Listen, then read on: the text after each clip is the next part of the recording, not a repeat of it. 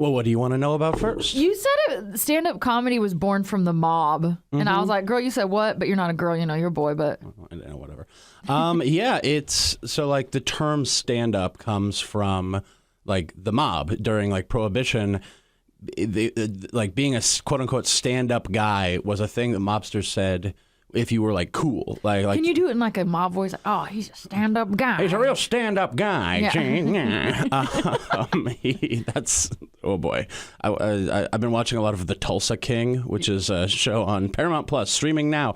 That's Free plug. Right. It's about the mob, and it's Sylvester Stallone. And anyway, yeah, it was... So, like, live comedy in America started with, like, vaudeville and shows like that in the late 1800s, early 19... whatever.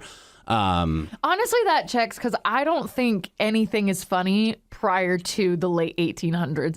Like, you know what I mean? It's like dysentery, it's the Oregon Trail. Yes. You're getting killed with a bayonet. You're dying from a tumbleweed rolling over you. It's very real. Like, there was humor back then, like, with little, like, shows that, the Jesters or whatever put on. But a lot of sort of historians that talk about comedy, they talk about how it's like, we didn't start to focus on figuring out like how to really make people laugh and like sell tickets to it until we were able to like take care of ourselves. Like back whenever you needed to worry about like where your meat was coming from and like if your child was going to survive past like 1 year old, it was kind of difficult to sell you like a ticket and a 2-drink minimum. You know what I mean? Yeah. So yeah, and then from like vaudeville and stuff like that, it just sort of like old stand-up comedy before like I'd say probably the 50s was like a bunch of old stock sets is what they were called, where it's like